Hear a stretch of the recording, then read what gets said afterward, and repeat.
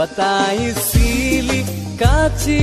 tong ni phong la le nang pen ne kang hon ka chilong batai sili kachi tong ni phong la le nang pen ne kang hon ka chilong char nang chi ju senga rongong nang pen ka pre kang hon nang ne obong nang si